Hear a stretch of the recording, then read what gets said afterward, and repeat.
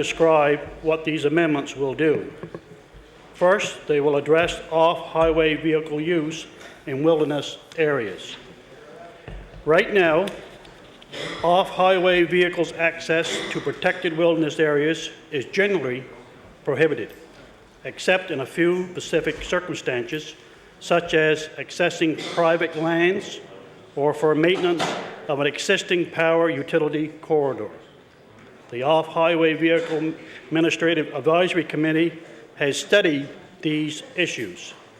These amendments reflect their recommendations affecting vehicle access in wilderness areas. The key change is a reduction in vehicle use for recreation purposes. This relates to Section 23(5) of the Act. It has been rarely used and is challenging to interpret and apply in a consistent way. These amendments will improve that clause. Mr. Speaker, wilderness areas are places to protect the biodiversity of the environment. They protect plant life, watercourses, wetlands, rare species, and other elements of nature. They give Nova Scotians places to enjoy wilderness recreation such as hiking, camping, and canoeing, and traditional pursuits like sports fishing and hunting. Many Nova Scotians enjoy motorized vehicles for wilderness recreation. There are many places for this activity outside provincially designated wilderness areas. In provincial wilderness areas, the recreation use of off-highway vehicles is prohibited. To support connections between communities, the Department has allowed, in a few places, the managed vehicle trails through wilderness areas. These amendments will allow for the designation and management vehicles use on 3 regional important connector routes in 3 existing wilderness areas. Mr. Speaker, vehicle access to campsite lease sites in the wilderness areas will be reduced. Authorization for use of vehicles will be granted only if a vehicle is required to repair or maintain structures or to remove material or structures. These terms of that access may be unique to each situation and will be outlined in a license issued to campsite leases holders. We are also acting to maintain access to a safe and successful moose hunt in Pollock's Cove, Aspley Fault Wilderness area in northern Cape Breton. We want to help hunters and guides in that area transition away from the use of off-highway vehicles by hunting and hauling harvest moose. Therefore, included in these amendments is a 2-year extension to the current vehicle licenses approach to allow more time to establish a viable, non-motorized hunt for that particular wilderness area. Mr. Speaker, I would like to thank the Nova Scotia Off-Highway Vehicle Administrative Advisory Committee for their work that's helped us arrive at these changes. Through independent committee review and public consultation, we are addressing some long-standing concerns. A further proposed amendment relates to access to Hay Island, which is part of the Scattery Island Wilderness Area. This amendment is intended to strike a balance between economic and environmental interests related to seal harvesting on Hay Island. Mr. Speaker, this is a housekeeping amendment that is designed to make the process to allow the harvest more straightforward. Until the current legislation, the Minister's authority to allow a seal harvest on Hay Island is linked to showing that a seal harvest benefits the island. Mr. Speaker, as you may know, the seal harvest has taken place on Hay Island in the past 2 years. These harvests were authorized under strict conditions. Mr. Speaker, while studies to access the benefit of this harvest to the island biodiversity have been inconclusive, and there is no evidence to suggest that there has been any harm done to the island because of these seal harvests. And since we have this information, our objective with this amendment is to make the process for allowing the Department of Fisheries and Ocean seal harvest on Hay Island more straightforward. This amendment gives the Minister the clear authority to allow the access. Mr. Speaker, I want to stress that should a seal harvest take place on Hay Island under the new amendment, the Minister still has the authority and the responsibility to set strict conditions to minimize potential effects on the licensed harvest on the environment. These conditions could include prohibiting the use of motorized vehicles, restricting the length of the access period, and requiring that all waste and refuse from the harvest be removed from the island. Mr. Speaker, this activity must be properly approved and managed to ensure that there is minimum harm to the island. This amendment provides the proper authority as well as the right to impose strict conditions to protect the environment during the harvest. This new authority will not apply to any other location, wilderness areas, or activity. In conclusion, Mr. Speaker, we are tightening up the Wilderness Area Protection Act to clarify key sections that relate to the way wilderness areas may be accessed and used. Thank you very much, Mr. Speaker. Thank you.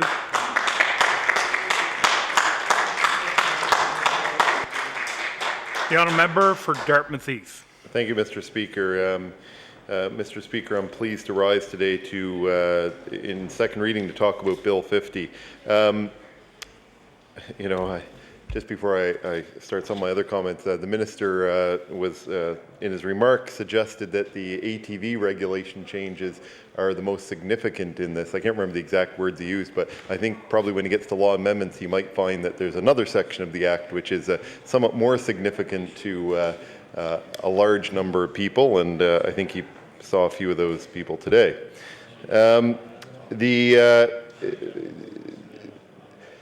There's a couple of concerns here, Mr. Speaker. One of the things that we're happy to see is the Minister's discretion regarding ATV use in protected areas removed.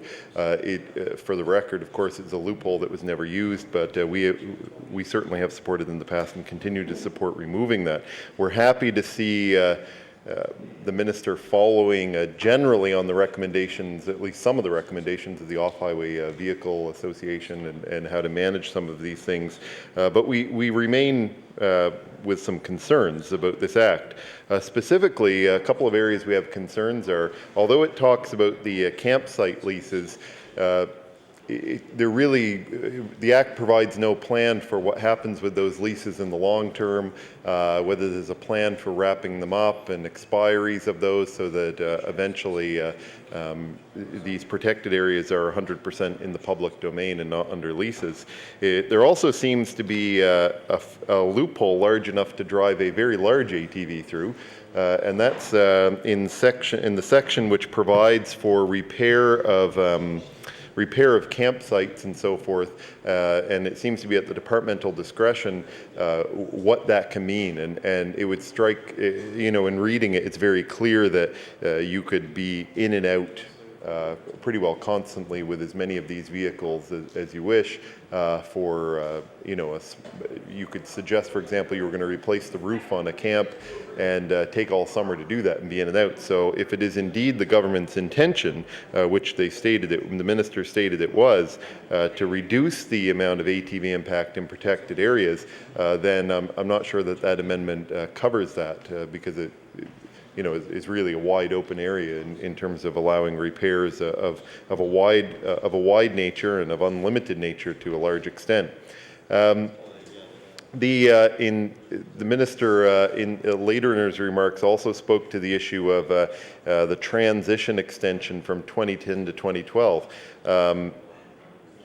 I'm interested to hear what's said about that. Now, in principle, I have no problem with that, but the date of 2010 was meant to be a transition in and of itself. So what we did not hear in the press briefing or in the minister's remarks at this time, why the move from 2010 to 2012 will actually provide a greater length of or a greater ability to transition in terms of the moose hunt. So if the original intent was to stop using ATVs for that particular moose hunt by 2010, and now we're extending that to 2012 because the first amount didn't provide the transition, what services and what support is the department going to provide to ensure that this new date is met? And that went unanswered in the press briefing, despite being asked, and the minister's staff also didn't have a response to that. So, Mr. Speaker, the main concerns I think that we have at this time with the Act, although I think we're prepared to let it move on to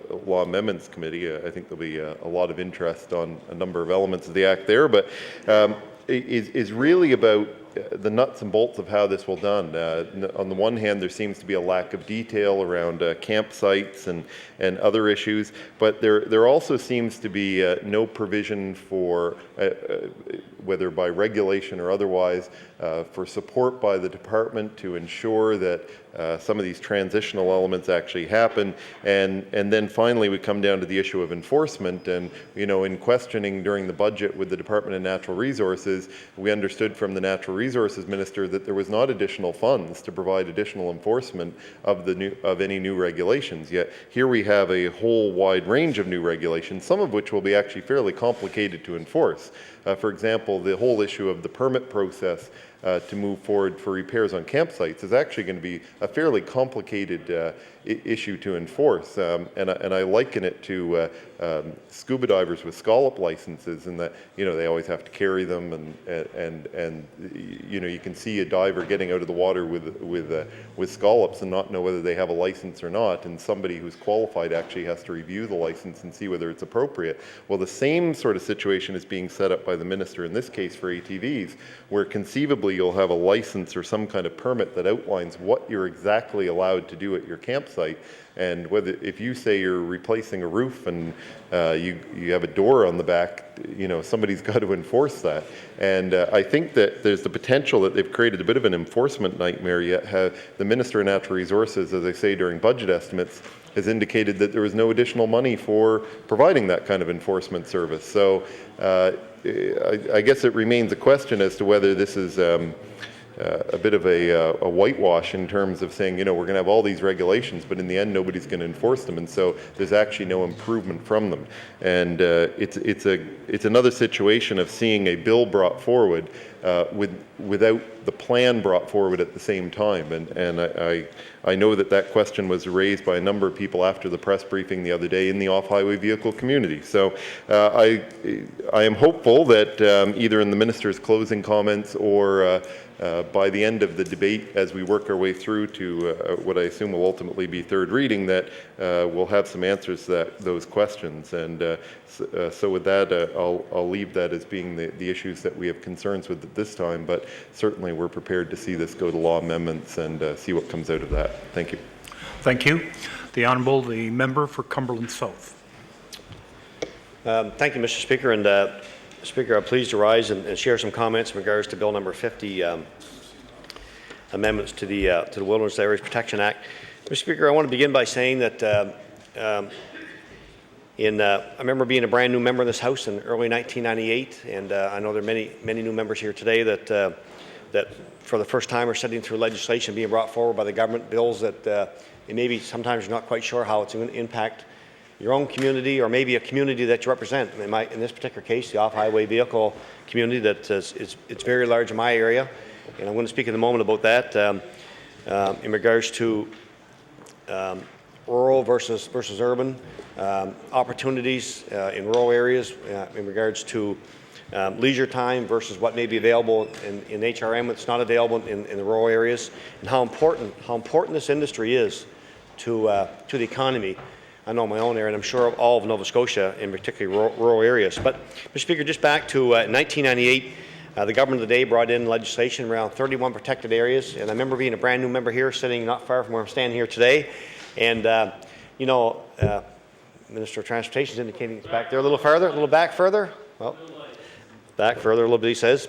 But I remember at the time going home and talking to some of my constituents, people in my own area about this legislation and how it may impact them. And at the time, Mr. Speaker, there was commitments made, the government of the day, that management plans would be developed over the coming, I'll say months. I thought it was months. It turned out to be years, and in most cases, Mr. Speaker, haven't materialized to this date. And here we are, Mr. Speaker, almost 12 years later. Mr. Speaker, I can tell you that these 31 protected areas in my own area, two that are very close to me, had a huge impact in regards to the off-highway vehicle community, both four-wheelers and snowmobiling. And I can tell you, Mr. Speaker, in fact, had a huge impact on people who have had camps in their families for decades. Mr. Speaker, I want to mention that next week we're going to honor veterans in this province and in this country.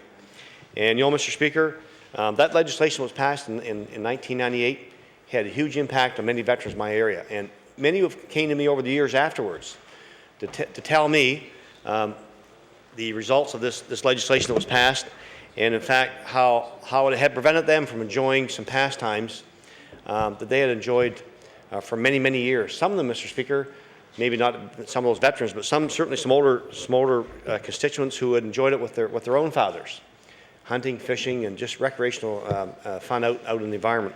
Now, I want to say, Mr. Speaker, I certainly support protecting certain areas in our province. I have grandchildren, and I'm hoping that they'll be able to take advantage of some of the opportunities here in Nova Scotia that I was able to take advantage of myself growing up, and I with my son at a hunting camp that we have, and I hope that my grandsons will be able to take advantage of that as well. But you know, Mr. Speaker, and I do support protecting some areas, and I want to say some, Mr. Speaker, because I want to clarify exactly what I mean by that. I truly believe that off-highway vehicle users, for example, Mr. Speaker, are environmentalists, and I mean that. In my area, they respect the environment. They treat it with the most respect. No one takes anything to the. I won't say no one. Majority of do not take things into the forest or in the woodlands that they don't bring home with them. Most of them don't do damage to the woodlands. Most of them don't damage the environment. Most of them would not think about doing anything that would jeopardize the use of those lands. Now, Mr. Speaker, of course there's going to be some that don't adhere to the rules.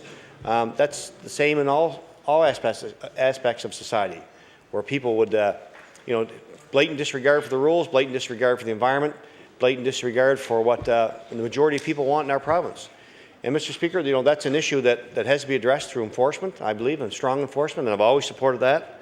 But Mr. Speaker, I have a real concern when it comes to impacting on the enjoyment that many law-abiding, respectful people, many of whom are seniors, many of whom are veterans, who have enjoyed for many, many years.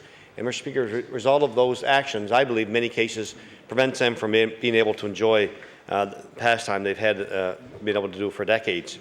So, Mr. Speaker, in regards to these 31 protected areas, that if I understand correctly, this legislation is being brought forward today by the minister, will actually allow for possibility of expanding the boundaries of the Economy River Wilderness Area, something that borders between myself and between Cumberland and Colchester County. Certainly, many people in my own area that have used the area, the trails. Some who have camps in that area. Some who have camps where their fathers had camps. And I can tell you, Mr. Speaker, over the last number of years, have encountered tremendous difficulty in regards to accessing these camps. And Mr. Speaker, I heard my honourable colleague mention a minute ago about whether there be an opportunity for people to go in and out on a regular basis to do work to the camps. Mr. Speaker, I think that's probably the farthest thing from the truth, because what I've watched over the last number of years are people who have gone in and applied and possibly got a permit to go in and do their work. I think there's timelines around that. I think they're monitored quite well in regards to what work they can actually do, and in fact are very restricted in regards to even doing anything to these trails as far as cutting branches or trees or even cleaning up old culverts or whatnot. So I think, Mr. Speaker, it's actually the opposite of what my honourable colleague would suggest. I think it's very restrictive, and I think the Department of Natural Resources, through the enforcement people, watch very closely as to what these woodlot owners actually do around their camps and trails. Mr. Speaker, in the Act, it talks about naming the River Phillip Road. That's actually, Mr. Speaker, a road that's been in place for an excess of 100 years. And you know, people that were grandfathers would tell me how over the years they've used this road to access their camps, their woodlots, or even to get from A to B on one side of the mountain to the other. And Mr. Speaker, I want to say that in a previous Deputy Minister of Environment, I remember a few years back, we went up into the area and took an excess of 100 pictures to be able to show the deputy at the time, Mr. Lesperon, to be able to show him at the time how, in fact, the users of that day, in those areas were actually using the land and what kind of, and we didn't notify anybody we're going. We just went in and a couple of people that represented a couple of the organizations, so we went in together and spent the day taking pictures all through that whole area. And Mr. Speaker, I would say that the deputy of the day and believe the minister of the day were very impressed with the way that the land was being used. And again, Mr. Speaker, we're talking about environmentalists who are very aware of the environment and want to protect that, but maybe not extremists, so that they don't believe that the restrictions should be so tight that the community of the population of our province are not able to enjoy this great land of ours. Mr. Speaker, you know, when we're talking about protecting areas, we're talking about protecting it the way it is today and the way that it's been used all these years. So what we're saying is the people that used it must have done a pretty good job if we want to protect it in the state that it presently is. That shows, Mr. Speaker, they didn't abuse it. They didn't show disrespect in regards to the land, Mr. Speaker. They didn't go in and just cut and slash trees for the sake of doing it, Mr. Speaker. They actually respect their land. And, you know, Mr. Speaker, over the last number of years, I've had many of them come to me and say, and ask me. I think of one gentleman, I don't have his permission to say his name in the House, so I won't, but originally grew up in Spring Hill, now lives in Truro. And I believe his father was involved in the camp he's in, and now he wants his son to. His health has deteriorated, and he said to me, you know, without having the availability of going into that camp, either on an off-highway vehicle of some sort, pretty well has ended his days in regards to visiting this camp. And he wanted to be able to have his son and grandson enjoy that property like he did, Mr. Speaker. And I've been in through that area, Mr. Speaker, and I can tell you that there's one gentleman who has used that land with the utmost respect. He may not own it personally in his name. It's owned by the province of Nova Scotia.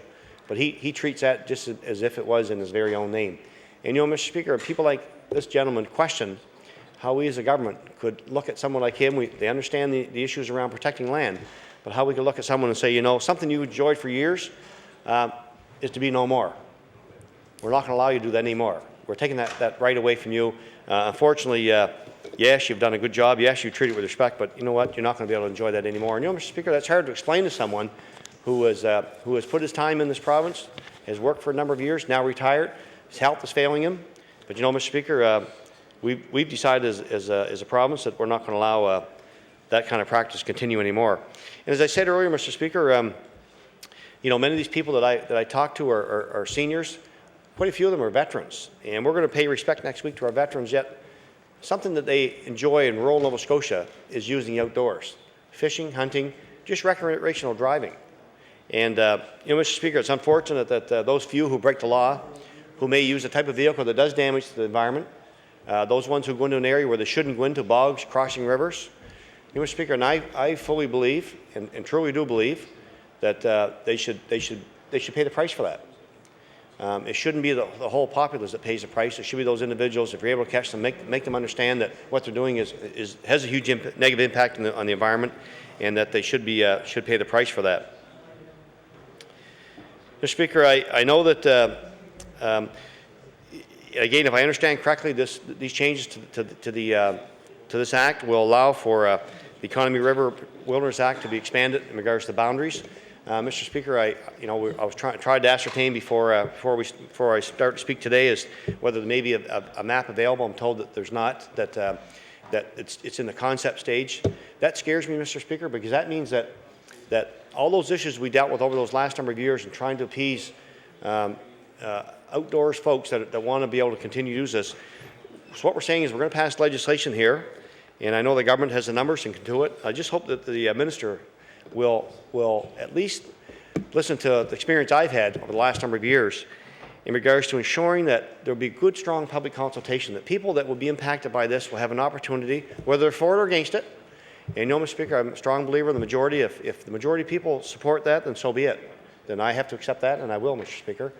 But my worry is that the boundaries of this wilderness area will be expanded, and it'll do a couple things. It'll incorporate other trails that have been used for many years within the boundaries of a new wilderness area. I did ask through the minister to provide me with a name and number, and I called to just ask before a few minutes ago that if it was a new wilderness area expanded, it would be treated as under the new rules today, not of the rules of which were when these 31 sites were designated in 1998. So I appreciate that. That means there is an opportunity for the public to have input and to ensure that hopefully some sort of continuing access to these lands will be allowed. So I appreciate that, but I'm really concerned, Mr. Speaker, that if we're talking about expanding boundaries of this wilderness area, without showing today members of the House are being asked to vote for this bill as to what the department expects those boundaries will look like, makes it very difficult to support that. In fact, Mr. Speaker, and I want you to know that I'm just speaking as one MLA here representing an area that has been hugely impacted by wilderness areas over the last number of years. And because of that, Mr. Speaker, I am going to vote against the bill on principle. The fact that I believe that people, from my experience the last 12 years around protected areas, people have to know what it is that they're going to be forced upon them, because it will be once this becomes law. And you know, Mr. Speaker, I heard over the years, don't worry, support this. Once this passes, we're going to put resources in place that will be able to work with the local community. We'll develop management plans. We'll determine what trailways will remain. We'll determine who can access their camps. And you know, Mr. Speaker, after having gone through all that, as a minister would know, these wilderness areas to this date do not have management plans in place. And people are being threatened to be charged. People are being threatened if they cut one tree on any of these trails going to their camps. And it may be hard to appreciate it, Mr. Speaker, if you live in HRM and you're not and you don't own a snowmobile, you don't own an off-highway vehicle of any type of four-wheeler, it's probably hard to appreciate, Mr. Speaker, what that means. But you know, Mr. Speaker, where I come from, there aren't a lot of theaters, there aren't a lot of indoor pools, there aren't a lot of malls, there aren't a lot of opportunities for recreation, opportunities for young and old alike, Mr. Speaker. But I can tell you, this is something that people in my area cherish. They're hunters, they're fisher people, they have camps, and Mr. Speaker, again, I believe that the majority of them have treated the outdoors and the environment with respect, and unfortunately, as a result of legislation of a past government, are very negatively impacted. And I'm afraid that's going to happen here again. Again, you know, I didn't get permission from some people in my own area that have camps in this area that I know will be tremendously impacted if these boundaries are expanded. I will say, Mr. Speaker, that and I want to thank the minister, the River Phillip Road, as I mentioned earlier, has been a real bone of contention in that area for a number of years. Although the departments have allowed use of it without actually charging anyone, legally they weren't allowed to use it. But through the efforts of the previous people in the department, ministers, they've allowed that the River Phillip Road would be used for access to these camps. And I'm glad to see that now. Hopefully, the minister, when this bill passes, will then put that into effect, that the River Phillip Road will be allowed to be used as an access for camps and other outdoor use. Mr. Speaker, I know this subclause 1(4) removes the minister's discretion, and I heard it earlier said that that has not been used very much over the last number of years, and there's no question. In fact, I don't know, Mr. Speaker, of an occasion that I can actually name when it was used. But I will say, Mr. Speaker, that the drafters of this bill felt at the time it was important to at least the discretion be included. In the event, there could be an event of a forest fire, could be an event of some other disaster, could be an event where the department may change its mind in regards to wilderness areas and actually want to take advantage of the use of off-highway vehicles that are owned by people in the area. So, Mr. Speaker, I have a real problem with that discretion being removed. I think it's good. There's been no abuse of that discretion over the last number of years. There's been no time, I don't think, where anyone in this House could actually pinpoint where the minister has used the discretion and allowed someone to use an off-highway vehicle against what the public would want to have it raised either here or even locally. So, Mr. Speaker, I don't think that there's ever been an opportunity where discretion has been abused, and I guess I I know where it's coming from. I know the people that have approached this government and this department, much like one did over the previous years to a previous government, to ask that that discretion be removed. I personally, Mr. Speaker, think it's wrong to do it, and I think that down the road governments are going to look back and wonder why that was allowed to happen, because as we know, Mr. Speaker, once it becomes law, the only way that can be changed is to be brought back here before the House. Mr. Speaker, I just want to quickly mention about, because there are changes here, the Wilderness Act, as the Minister knows, another huge issue in my area around protected areas, is the Chenectad Game Sanctuary. And Mr. Speaker, that's, even though it may not be identified in here, the Minister has identified, has actually publicly announced here not too long ago that he was going to start some public consultation around the Chenectad Sanctuary. It's 55,000 acres, Mr. Speaker, of land that's owned by the province and private dwellers that have land within the sanctuary. And you know, Mr. Speaker, there are those who would like to go in there and just protect that whole area. It's a large area that's used by the off-highway vehicle community, particularly the Snowmobile Association of Nova Scotia.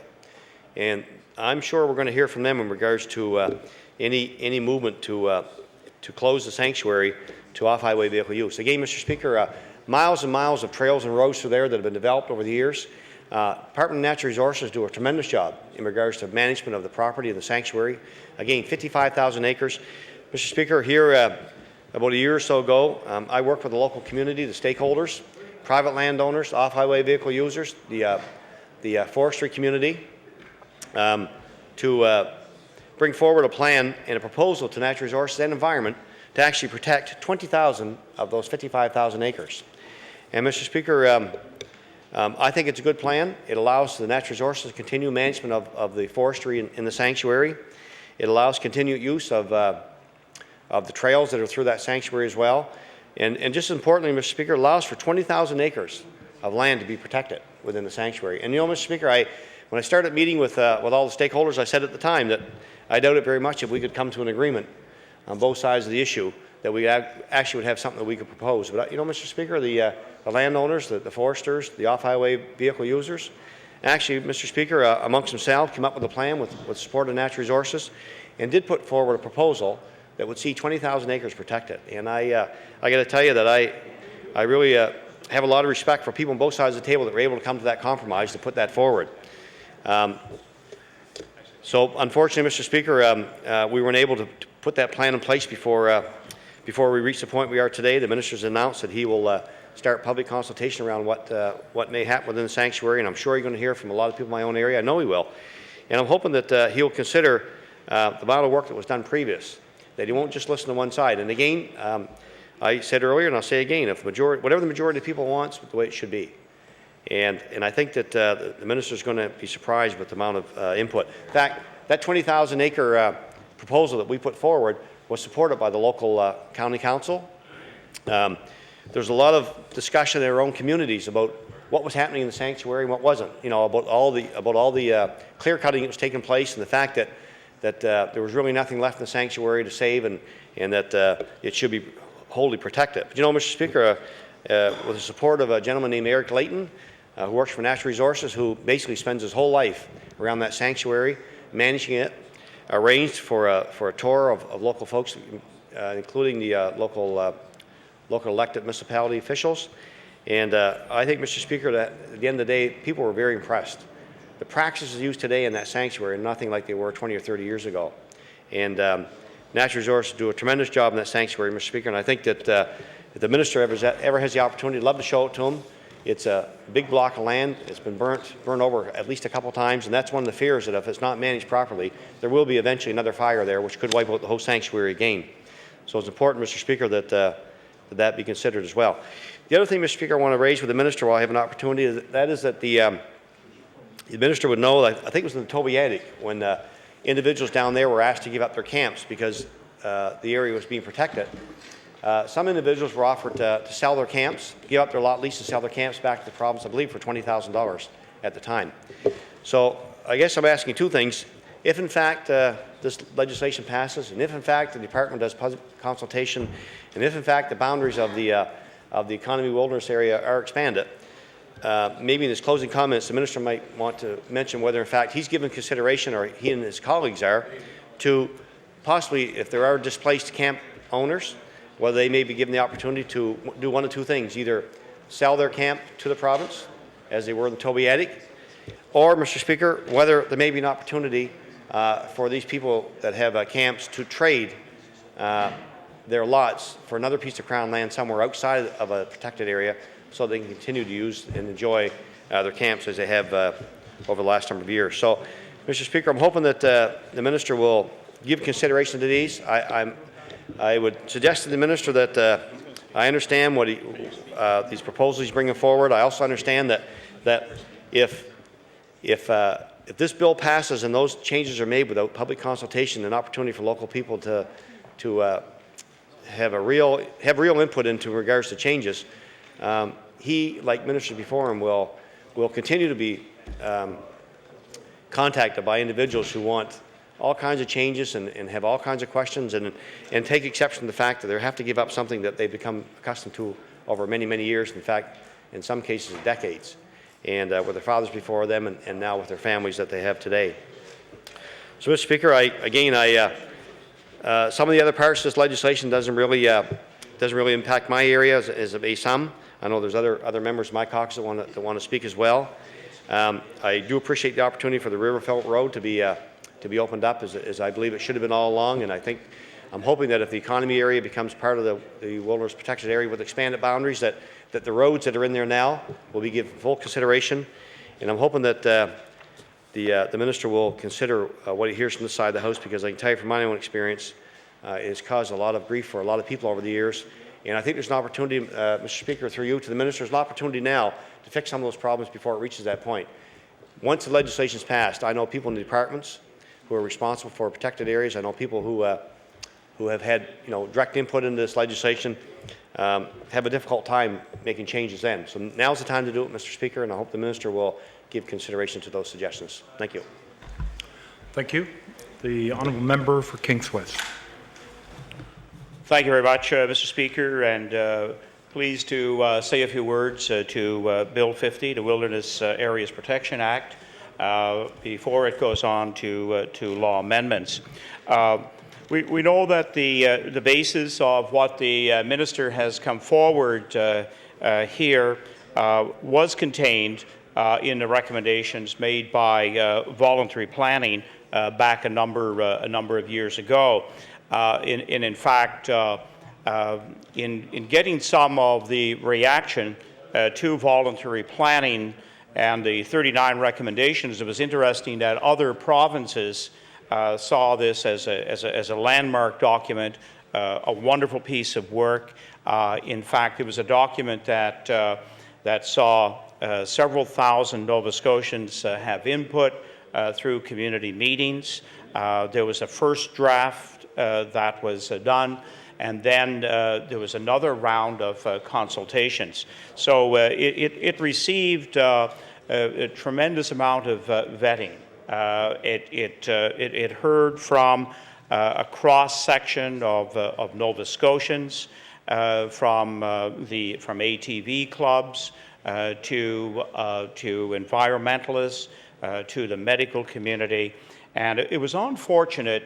In our view, in the Liberal caucus view, that at the time only about 6 of the 39 recommendations were actually accepted, and I feel that much of the turmoil, the misunderstandings, advancing the off-highway vehicle as part of tourism and giving it its proper place in the province with a balance, of course, obviously and always regarding safety, protection for the environment, recreation enjoyed by tens of thousands of Nova Scotians. So I felt that a lot of where this particular bill is coming forward, although it's pertaining to the wilderness aspect, there are many surrounding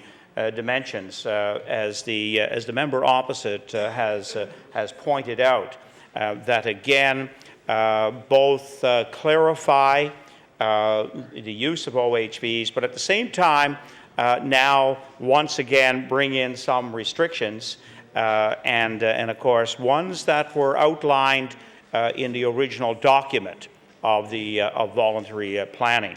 So essentially, we were very strong proponents of protecting the Tobeatic wilderness, and also of coming to some kind of a consensus around the wilderness camps. I see this as perhaps the most contentious area in this legislation. Is how will the wilderness camps and the owners deal with restrictions that the piece of legislation will bring forward. I think in the Tobeatic, the solution that was offered by the government of today generally has worked out to be pretty favorable.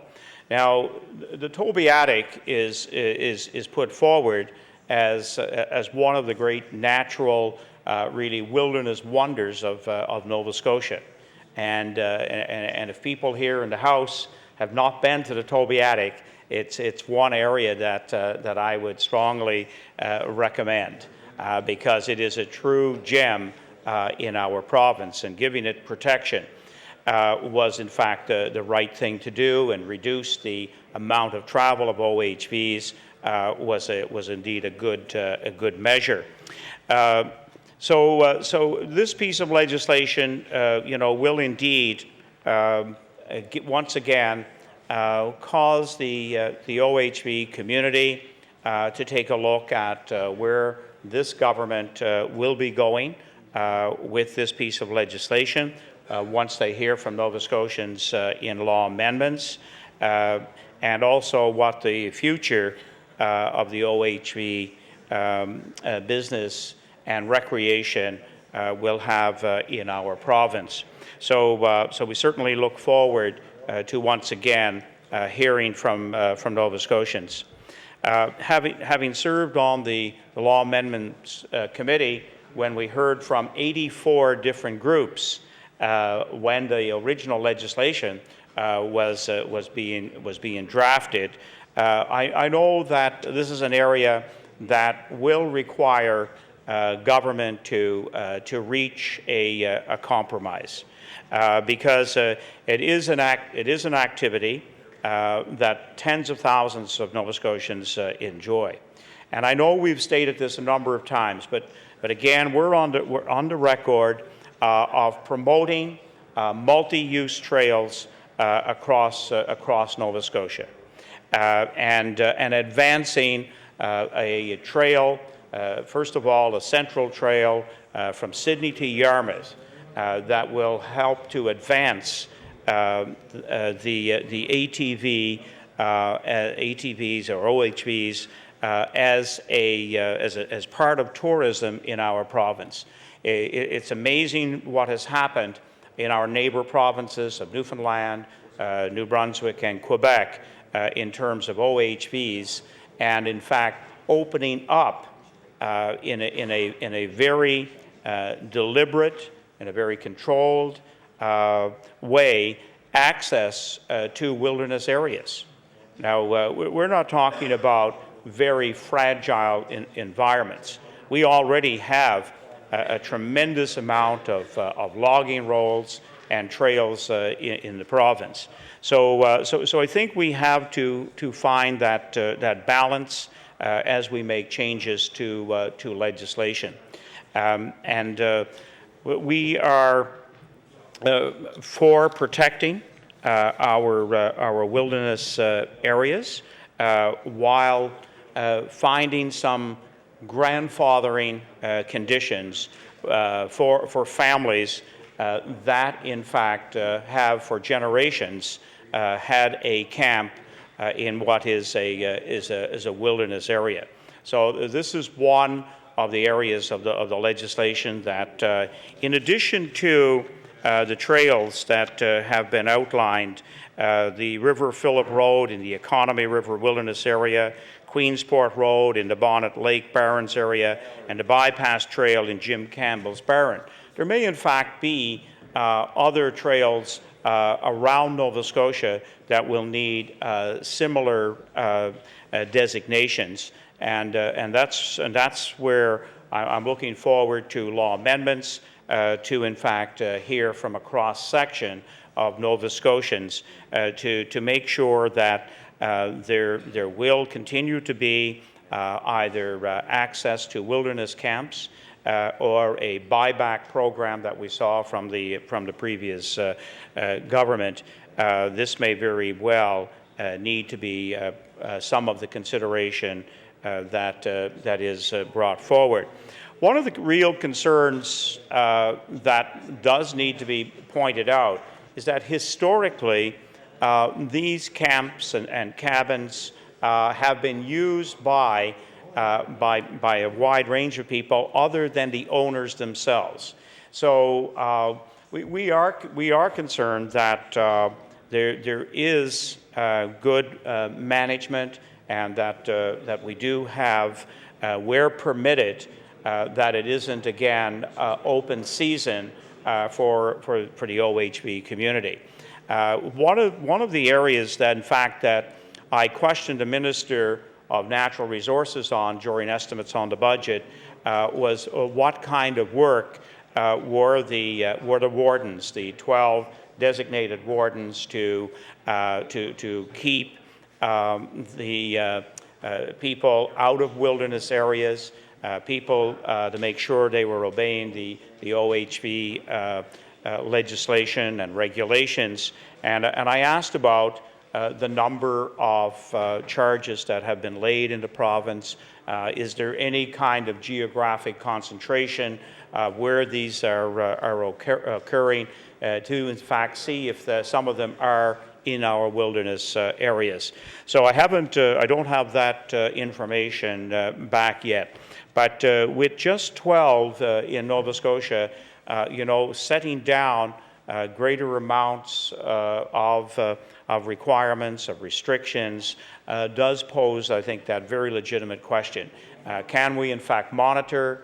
Can we, in fact, have enough wardens in the province to do the job that the legislation actually requires? So that is a huge piece, I think, that we need to consider. In regards to closing the loophole, which gave the minister that discretion to allow access, again, I think it's really just academic in the sense that it hasn't been used since 1990, so there doesn't seem to be pressing and real reasons as to why that ministerial discretion, in fact, would be allowed there. So in fact, that is something we supported during the government's decisions about the kind of legislation that we thought, or amendments that needed to be brought forward, that we felt that the minister shouldn't have that kind of power, and that it should be closed once and for all. So this legislation does, in fact, make that now one of the legislation requirements in this amendment to the Act. So that Mr. Speaker, is essentially the areas of concern that we do have, and we hope to see a good cross section of Nova Scotians come forward during the law amendments, and we look forward to participating at that stage as well. Thank you, Mr. Speaker. Thank you. The honourable member for Argyll. Thank you very much, Mr. Speaker. It's my pleasure to stand for a few moments and speak to Bill 50, and try to, as far as any MLA in this House, is probably the constituency of Argyll that has been impacted the most by the Wilderness Protection Act, especially when it comes to the Tobiatic wilderness area and sort of the aspects that flow in and around that, not only from outside in the community, and the ones I represent, whether it's East Kemp, whether it's the Carleton area, which of course is for the member for Yarmouth, or whether it's the broader community. I know there's a number of people from the constituency of Shelburne and the constituency of Digby Annapolis, from all around those areas that come and utilize these wilderness areas, and specifically the experience from the Tobiatic wilderness area. What I see in this bill today is a little bit of, it reminds me of, I got kids, so it reminds me of a song in Mary Poppins, and I'm not going to sing it. I promise not to do that. But if we all goes, a little bit of sugar lets the medicine go down, and that's sort of, we've got two very different pieces within this bill before us tonight. The one, which is, of course, the piece that this caucus would support, and I think many members of this House would support, which would be the utilization of Hay Island, for instance, for sealing, to be able to start to get at the seal population in the Atlantic off of Nova Scotia, to try to save what fishery the eastern seaboard has. But at the same time, we have a number of clauses in here that cause me a bit of distress, a bit of angst when it comes to really taking away a ministerial discretion. And the ministerial discretion, even though I know has not been used over the last couple of years that the Wilderness Protection Act has allowed it, especially when it comes to the Tobiatic wilderness area. Who knows what's going to happen in the future? Maybe this discretion for the minister should be retained. Maybe there's going to be a time when some kind of hunt can go on within the Tobiatic. Maybe there's something, whether it's a coyote problem, whether it's another problem, that you might be able to give that discretion, allow people into a wilderness area like the Tobiatic, and be able to take those animals. Who knows? I mean, but that taking away that discretion is a broader piece from what maybe comes further down, which is the access to camp leases within wilderness areas.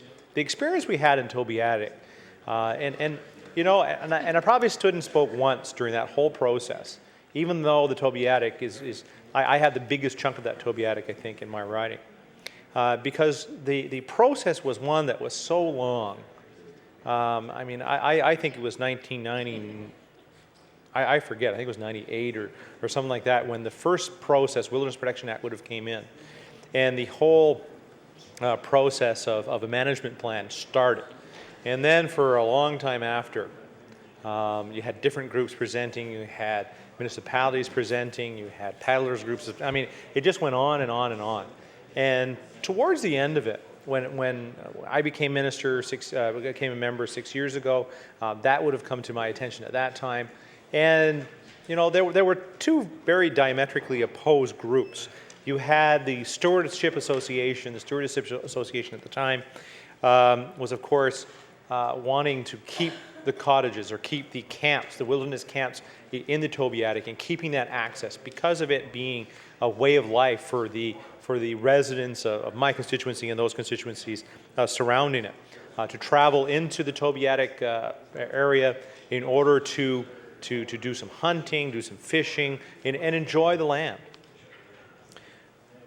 What happened or it ensued afterwards, of course, which was sort of that closing in of the Tobiatic. Of course, there was a time when the Tobiatic wilderness or sanctuary was one size of it, and then, of course, there was a whole bunch of land that was taken in over time. So not only was it that piece, but it took over a whole bunch of land in that area. So effectively, what happened was when that management plan finally came to fruition, there were a number of residents, you could call them. They've been there for generations, could no longer access their camp leases. Their camp leases were for any effect canceled. They were bought out or what have you in that time. And Mr. Speaker, I think today, I forget the number, I know the minister probably said it during his opening remarks, but there was a handful of camps within the Tobiatic today and none of them, of course, none of them can be accessed by ATV. Even though some of those roads are bulldozer roads that have been there for 50, 60, 70 years, it was felt at the time by the management committee that they should be turned over again, let to grow over and become a part of the wilderness once again. So, on one side, we're saying, the seal issue, Hay Island, is one that we can thoroughly support. Any further tightening or taking away people's access to land is one that we don't necessarily support. I know the member, the Minister of Environment, knows Paul D'Entremont. We know him affectionately as T-Paul, who runs Paul D'Entremont Marine, who is a sportsman, who for years and years has gone, deer hunting, of course, does moose hunting, I believe, up in Naspy and Pollock's Cove. And he's got, I think, a good collection of antlers sitting around from it. He had a friend there and went and spent lots of time there. But I know he's very concerned. He gave me a call probably Thursday or Wednesday of last week when I believe the minister introduced this bill into the House, and he said that here we go again. I said, well, what do you mean? He said, well, I'm afraid that if we keep restricting access to some of these areas, that my grandkids are not going to be able to live the life that I believe they should lead, be having access to land, having access to hunting, have access to fishing. And I know that these are just words on a piece of paper, but they do continue to close the window of access to a lot of these properties across Nova Scotia. And again, I can only go by the experience that we've had with Tobiatic, where there would have been hundreds of people being able to access the land there, to now a very, very, very select few that are able to do that today. Mr. Speaker, T-Paul is one that I'm sure will come to the legislature, who will come and present at law amendments to try to find maybe a balance here, try to access to certain areas, talk about his experience in a number of different places across this province. But he wants to see access for his grandkids and of course their children. And I know T-Paul tried to get a hold of the minister, and I hope that the minister does take the opportunity to talk to T-Paul, whether he's on his way through the Pubnicos and stops in to see him. Mr. Speaker, I'm sure the minister can take the earful, because I know every time that I go and talk to T-Paul, I end up getting an earful as well. But I know that it's always well intentioned, and it always takes a bit of time, but it's worth the time to talk to individuals like him. And I know there's a number of individuals like him as well. But we've got to find the balance, I think, in the balance of our wilderness areas to protect. And again, I said I was really, I would call myself silent, but I can say I was very quiet when it came to all the discussion in this House of the wilderness protected areas. Because on one side of my brain, I'm saying we need to protect some of these areas. We need to have land set aside for generations, but we also have to have access. And those two thoughts are very different in what access means to different groups, and only from what we lived during the whole plan was, you had one group sort of setting themselves up against another group. You had, let's say, a hikers group against an ATV group. You had a paddlers group against a hunting group, and that, as much as that makes great discussion, and Mr. Speaker, we've used this one before, but drags the puck for a process, because those groups will never come to a consensus on something.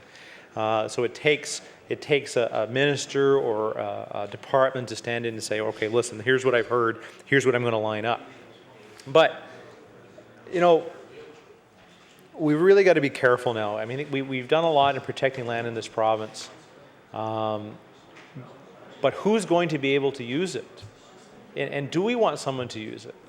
By setting aside thousands and thousands of kilometers, square kilometers of land, is great in theory. But if no one's going to be able to use it or access it, why have we done it? Is it going to be there when we, take pictures from space? Why are we protecting such large pieces and then restricting the complete access to those areas? The member for Cumberland South talked about his area and the access, especially when it comes to wheelers. And the ATV issue is always a challenging one, because at one side you have people that no longer can walk in. For one point you can say, we'll walk in, we'll hike in, we'll take a canoe in, or whatever it is. But I know individuals, and I know the minister knows individuals, that's just not an option anymore. So they're not going to get into their traditional hunting areas. They're not going to get into their traditional fishing areas, because they just can't get there anymore. So that's where, in my mind, a special exemption from the minister would be a good one. For a veteran, for a individual who deserves to utilize the land the way his grandfathers and fathers did it before him. There should be an exception for that. And the minister should have the discretion to allow access. A lot of these areas, like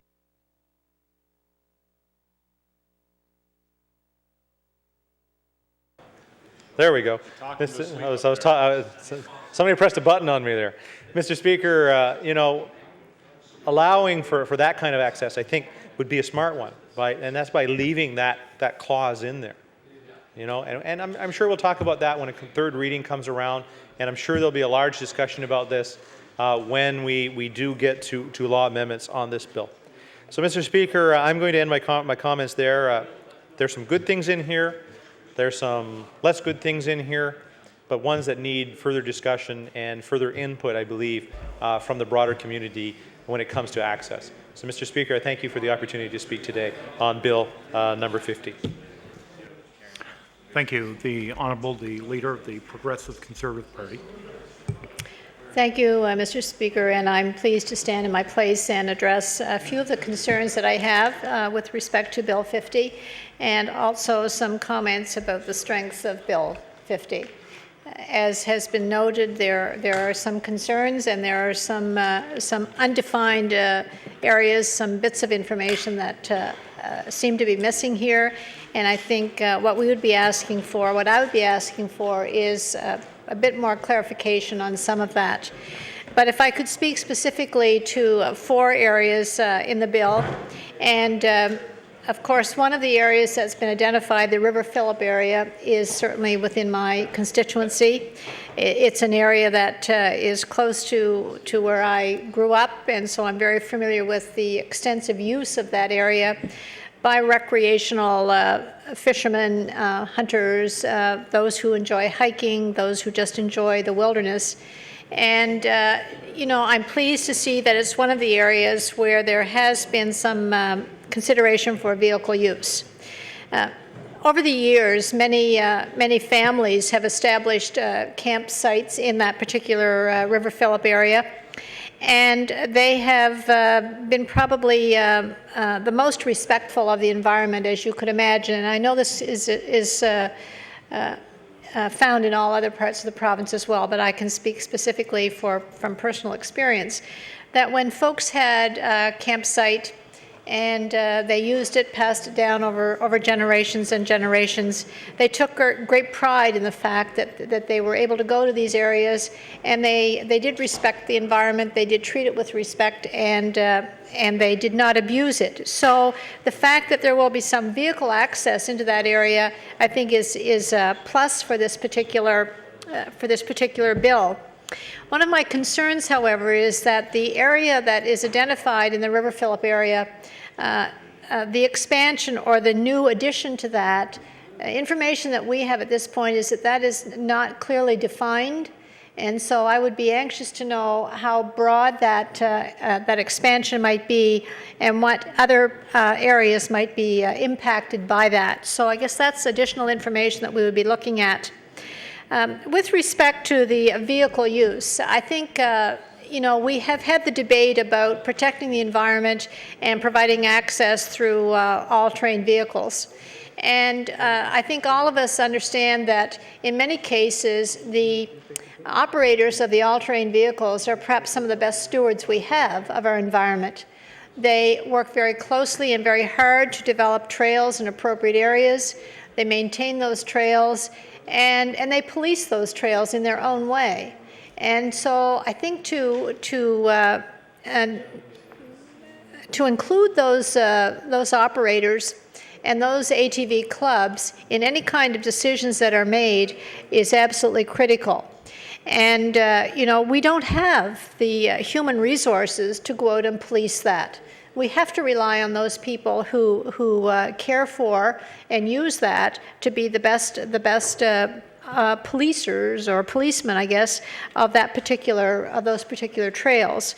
So I'm concerned about how broad the addition to that particular area will be. I'm pleased with the fact that there will be vehicle access. But I want to speak again to the ministerial discretion. That's one of the third areas that would be of concern to me. And we know that exists. We know it has not been used often. And in the last few years, it has not been used. And I can tell this House that it's not because we didn't ask for that to be used, but it was not. And I think having that removed takes away any possible chance of any special circumstance to be considered. And I'm not suggesting that ministerial discretion is used freely, but I think allowing it to stay there does provide the opportunity, should that unique, unusual circumstance present itself. And to have that removed simply closes the door on any of those special circumstances. We know that all of the wilderness areas are designed for the enjoyment of Nova Scotians. I believe most Nova Scotians do respect that. And I think that we have to be cognizant of the fact that these lands, if we purchase them and we protect them, then we do that for one particular reason, and that's for the enjoyment of those folks who live here and who do, if it's a campsite or it's a trail ride or a trail walk, whatever it is, that's the intent. And I think we need to be careful that we don't close the door on some of those opportunities that exist for those to be recognized. So I'm looking forward to where this goes, to see what additional information becomes available, and to hear from some of the people who are the users, and I would maintain, as I said initially, who are the best stewards of our environment and who can provide valuable information and valuable direction before this proceeds further. So I would close my comments. I would share it with my colleague here, my time, but I do want us to be clear on what the expansion will include, what taking away the ministerial discretion will prevent, and that we do make sure that Nova Scotians have an opportunity with respect to use our protected wilderness. Thank you. Thank you. The honourable member for Victoria the Lakes. Thank you very much, Mr. Speaker. I'm pleased to rise in my place this evening to discuss briefly Bill number 50.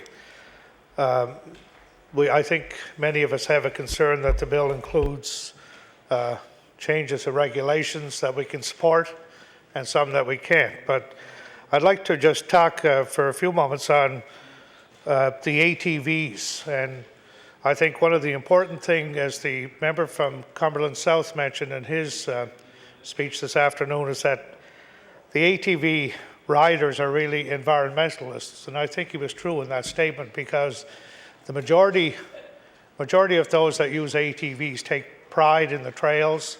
I know in my particular area you see many of the ATV operators improving the trails.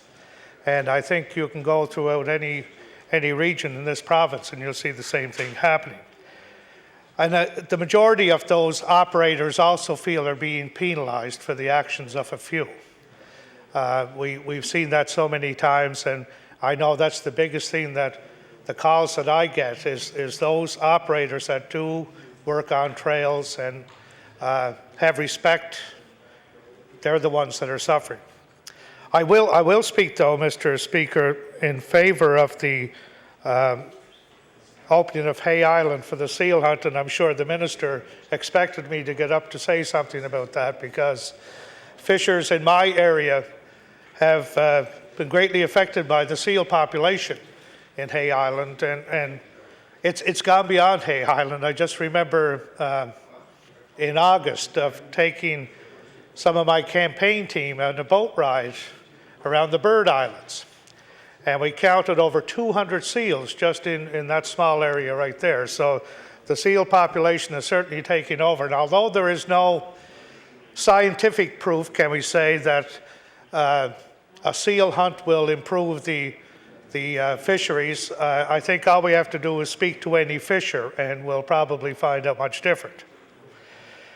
If we go back to the ATV issues, and the minister mentioned in his introduction about the moose hunt in the Cape Breton Highlands, and ATVs are used a great deal during the moose hunt, because I'd like to see anybody in this chamber this evening try to carry out an 800-pound moose.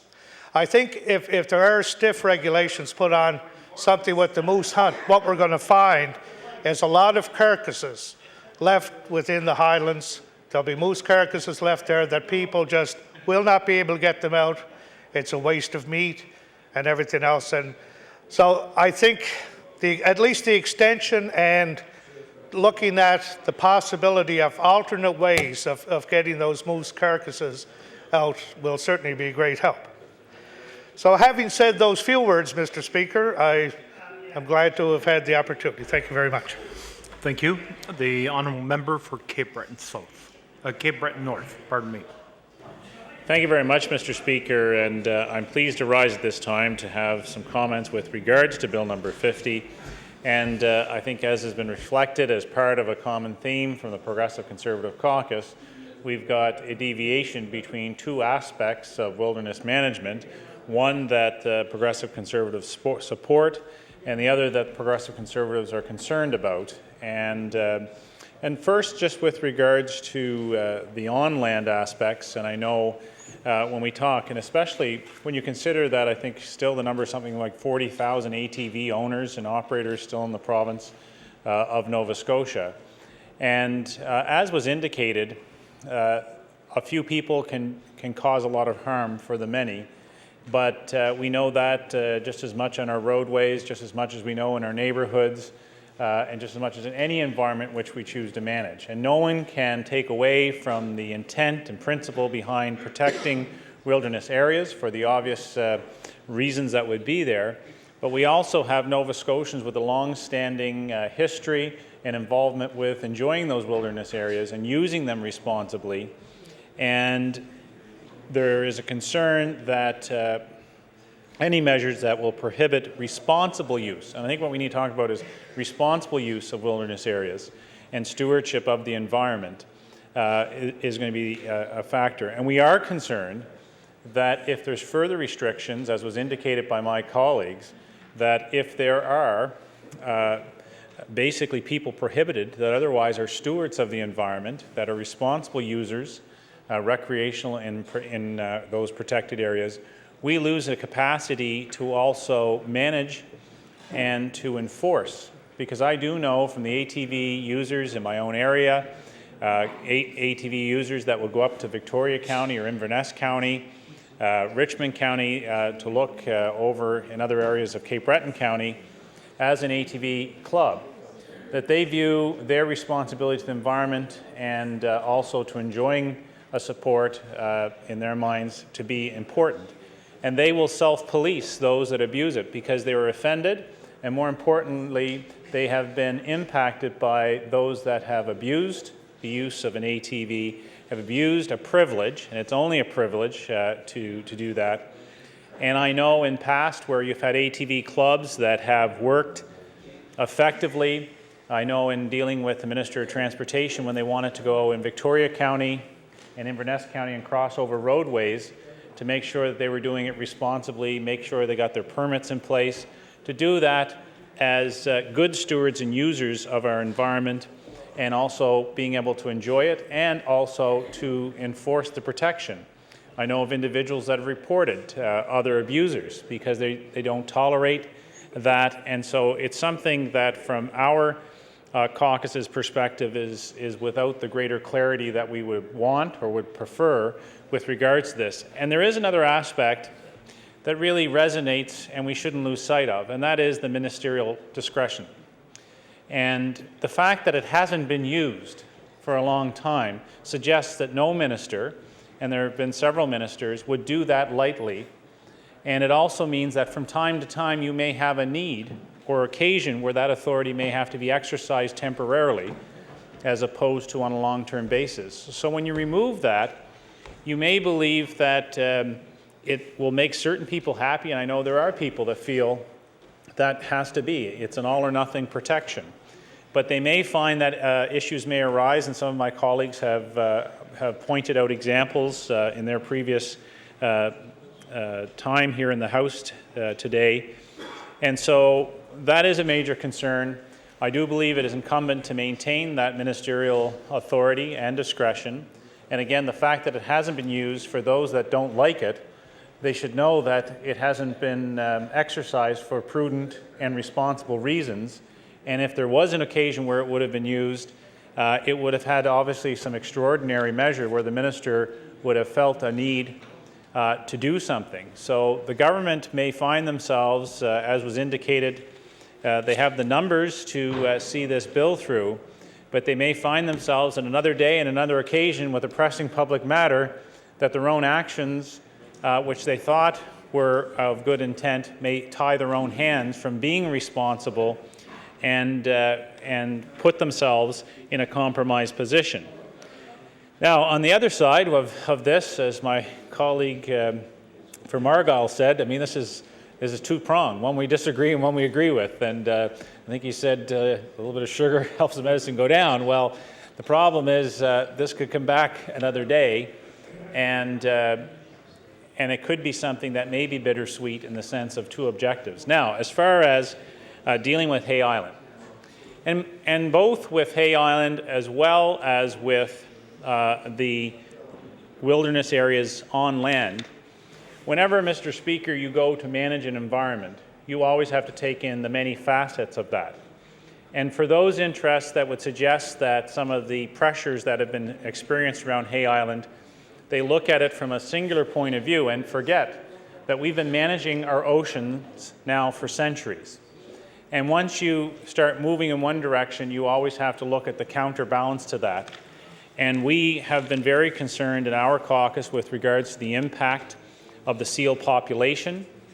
In more than just one aspect or area, we need to be mindful of the fact that if we truly want to have a long-term viability of our ocean species for fish and having food that is available in our own waters and not just being imported from China or other areas of the world, that we have to be cognizant of the fact of our need to manage our environment. And the seal population has been a major factor in that. As my honourable colleague for Victoria the Lakes has indicated, we've all witnessed that with regards to the bird islands. And from my constituency at the Pointe-Coney Lighthouse, you can clearly look out and you can see, and not only that, you can hear from the fishermen, because in any of those coastal communities, we hear clearly of concerns. And the other aspect, as the Honourable Minister of Fisheries would know, I've also seen it where people do take measures in their own hands. I would know from being down in Big Brador at the wharf there, where you see carcasses of seals wash ashore. And it wasn't just accidental, it was people that are frustrated and have taken any individual action, because they didn't end up there for natural reasons or causes. And yet you can appreciate the frustration when we're not managing that population.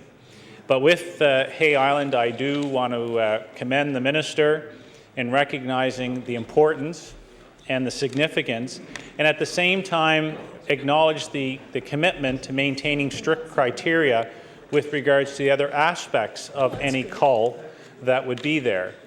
And this is something that has occurred in many other aspects, and for whatever reason, if it's an ocean resource, that there is a sometimes some other negative light put on it, or a malicious or very derogatory means of what the fishing industry is about. Well, we often say, you know, well, farmers feed us all, but our fisher people are farmers of the sea, and they have to manage that environment, and they need government to help them in that management. So we recognize that. And so again, I do commend the Minister for dealing with this, for acknowledging that this is not just carte blanche, go out and cull. It has to be in a responsible manner, just as much as we've advocated and acknowledged those that use ATVs and interact with the environment in a responsible manner. We know that our fishing industry is fully capable and competent of doing the same. And we also know that in any industry, someone's going to push the limits, and when they do, they should be penalized for that, whether it's onshore or on the waters. So as we further consider this particular bill, like I say, it's with sort of mixed feelings that we address this, and I'm sure as it moves forward, we will hear further comments. But I do recognize the government's intent.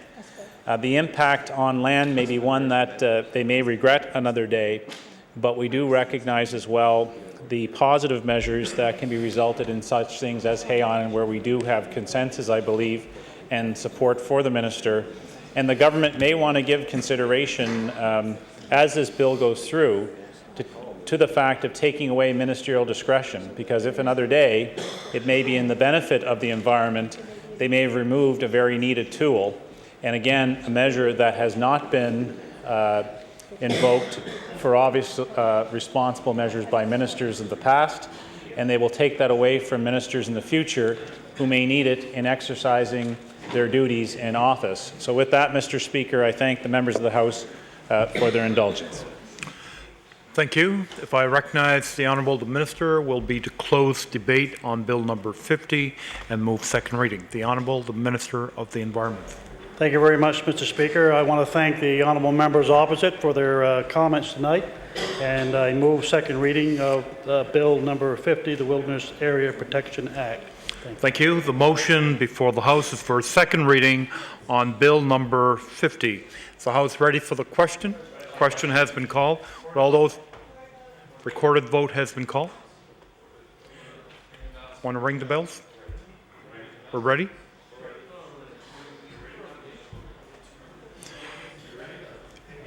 Are the whips satisfied?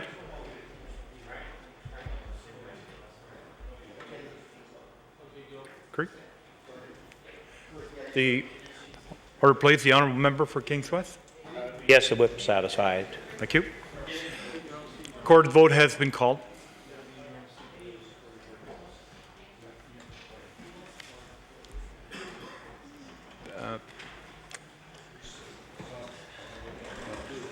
They can't vote. Can't vote. No. Sid. Okay. Okay. All right. Sid and Yeah. Okay. Recorded vote has been called. Mr. Landry. Is he yes, right? Yes. Mr. Estabrooks. Yes. Ms. Peterson-Rayfuse. Yes. Mr. Corbett. Yes. Mr. Dexter, absent. Mr. Steele. Yes. Ms. Maureen McDonald, absent. Mr. Paris, absent. Ms. Jennings. Yes. Mr. Beliveau. Yes. Are you in the room? Mr. McDonnell. Yes.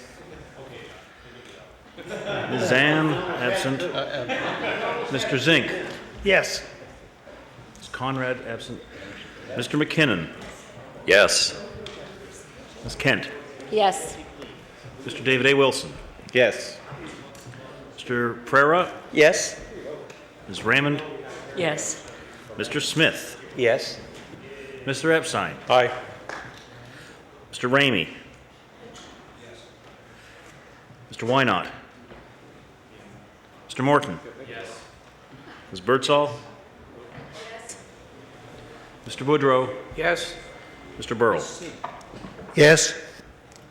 Okay. Mr. Sampson absent. Mr. Levine? Yes. Ms. Whalen absent. Mr. McNeil absent. Mr. Manning McDonald absent. Mr. Scott? No. Ms. Casey? No. Mr. Clark? Yes. Mr. Doctrinal? No. Mr. McLeod absent. Mr. Hurlbert absent. Mr. Bain? Yes. Mr. Porter absent. Mr. Younger absent. Ms. Reagan absent. Mr. H. David Wilson absent. Mr. Terrio? Yes. Mr. Caldwell absent. Yeah.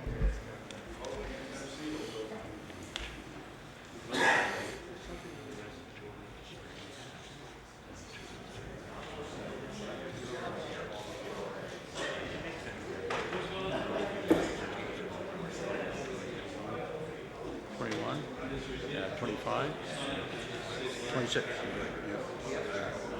26, and 3. Those Order. in support of the motion, 26, those opposed, 3. Thank you. The motion for second reading on bill number 50 is carried.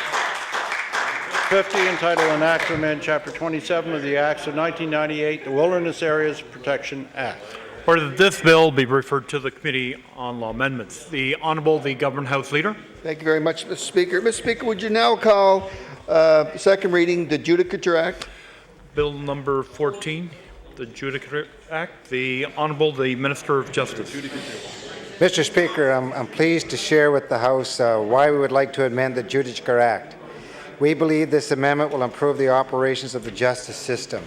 Most of us would not tie up the courts with lawsuits that are simply malicious, but there are people who do, Mr. Speaker. The recommendations for the changes originated with the Law Reform Commission, who identified this to our Justice Department as an issue affecting the justice system. After extensive consultation with judges and lawyers in our system, they conclude this does pose a serious threat.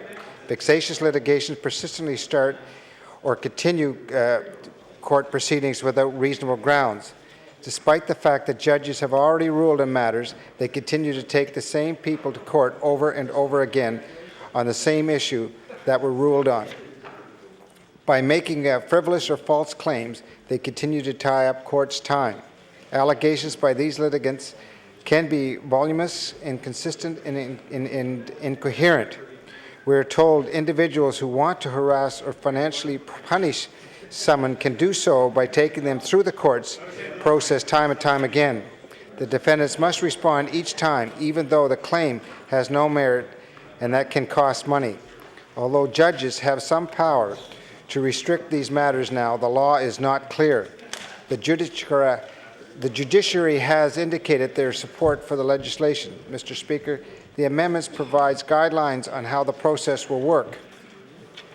With this legislation, judges will be able to make a restraining order against a person who starts or continues a vexatious proceedings. If the person persists with more vexatious litigation, the court could order the party to compensate the other parties for losses resulting from the abuse. The judges will use a balanced approach that would allow them to deal effectively with these litigants. There will also be an appeal process where a vexatious litigant will be given the opportunity to satisfy the proper authorities that the proposed legal proceedings are not an abusive process. This will allow Nova Scotia's civil justice system to become even more cost-effective, accessible, and open to those who need it. 7 other provinces in Canada have identified this as a problem and have legislation to restrain it. There is also similar legislation for the Supreme Court of Canada and the Federal Court of Canada. It is time Nova Scotians address this. Thank you, Mr. Speaker. The honourable member for Kings West. Thank you very much, Mr. Speaker. And just a few points regarding Bill number 14. And it is a piece of legislation that, from reports that have been done, is in need to be legislated, because it'll empower the Supreme Court of Nova Scotia and the Nova Scotia Court of Appeal to prevent a vexatious litigant from starting new proceedings or continuing existing proceedings. And it targets people who consistently start or continue court proceedings without reasonable grounds. And this bill was originally introduced in November 2008 as Bill 236 by the member from Cape Breton North. Legislation comes after consultation, going back as far as 2006, an investigation by the Law Reform Commission of Nova Scotia. And it concluded that vexatious litigants pose a threat to the Nova Scotia civil justice system. And other provinces such as Ontario and the federal government have similar legislation. So it is a valuable piece of legislation that we're prepared to move on to law amendments. Thank you, Mr. Speaker. Thank you. The honourable member for Cape Breton North. Yes, thank you very much, Mr. Speaker, and I'm very pleased to rise and speak to this bill today. As my colleague had indicated, it's something that we had been working on while in government and recognize it as a very important matter to address, because as we know, those that would wish to not only tie up the court times in Nova Scotia when there's so many pressing matters to be heard before the courts is something that, quite frankly, is just not acceptable. It is not fair to the judicial process and those that work within it, trying to see that the exercise and of justice is done effectively. And one of the things when you first come into a portfolio, especially if you're not a lawyer and people talk about vexatious litigants, it really puts one in mind of, well, what does it mean?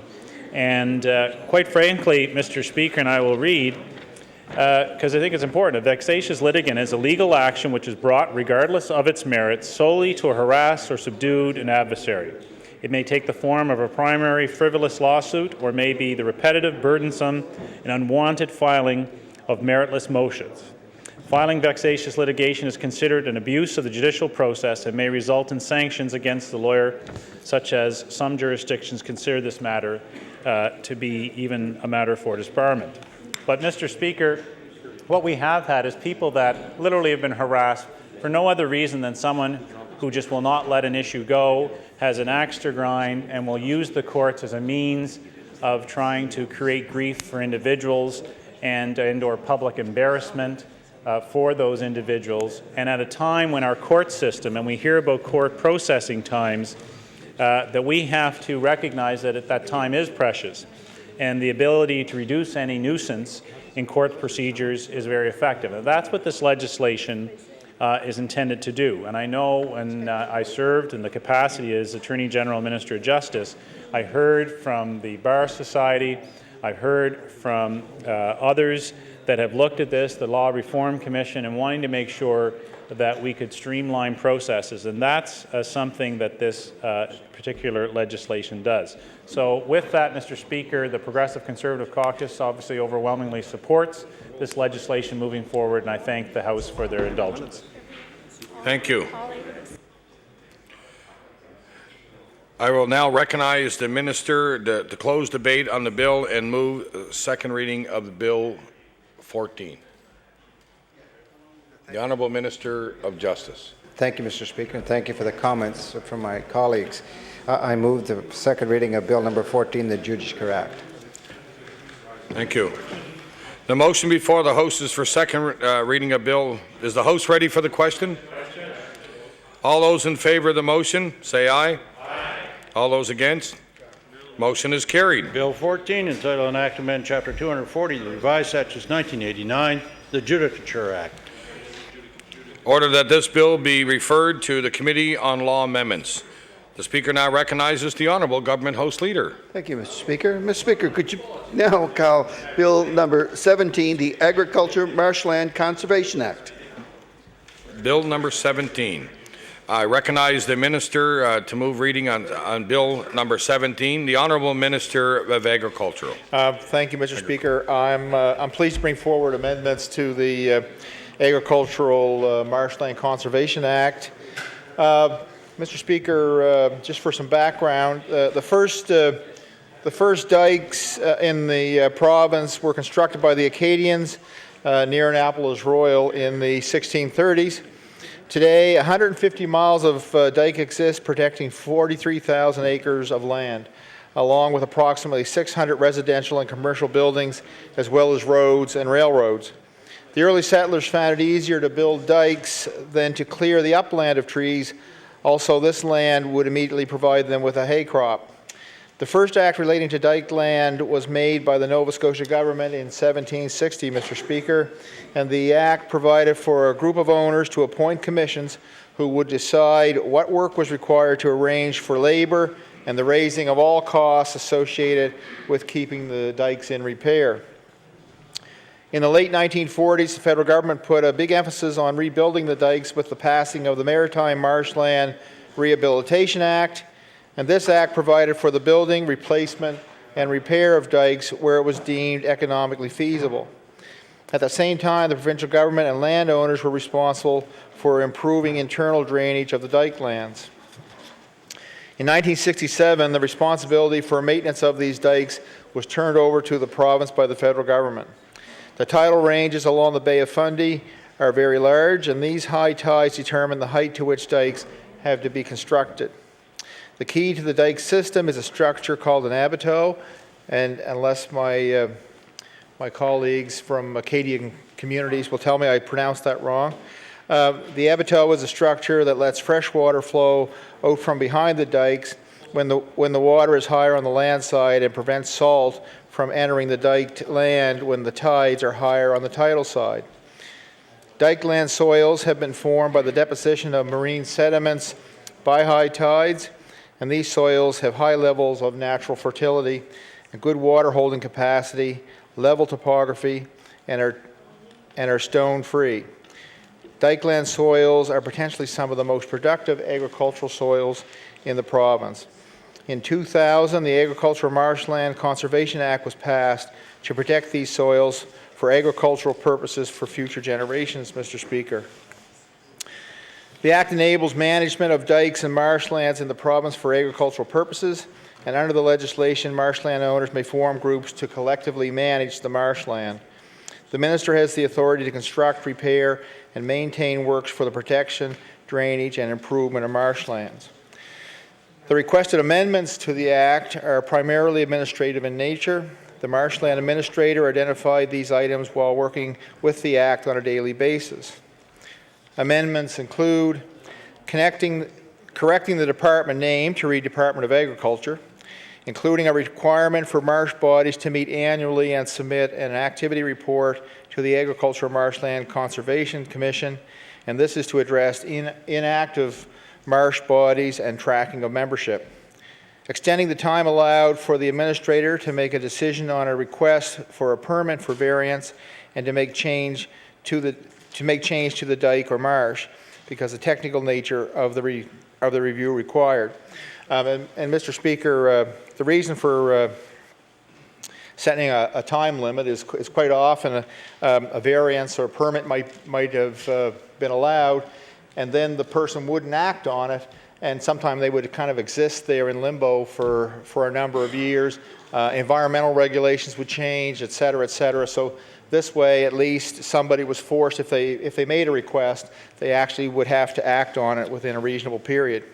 Allowing the administrator to put conditions on permits for a variance, and this allows the administrator to make specific recommendations and decisions that may reduce appeals to the Commission.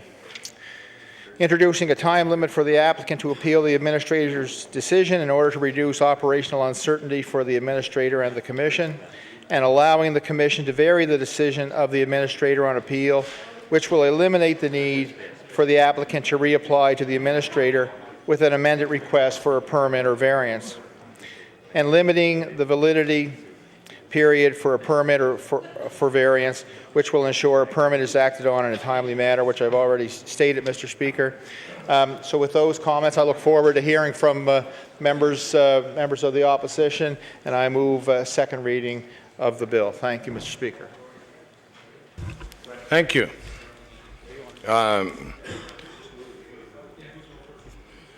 Minister, wish to speak on the reading of second bill. The honourable member for Kings West. Thank you very much, Mr. Speaker, and it is primarily an administrative change that is taking place. I did appreciate that the minister had informed me of the bill briefing, so we've had an opportunity to take a look at this, and it really needed the update as the minister had pointed out, because in 1967 the federal government passed over management of marshlands to the province, and of course since that time not very much updating has taken place.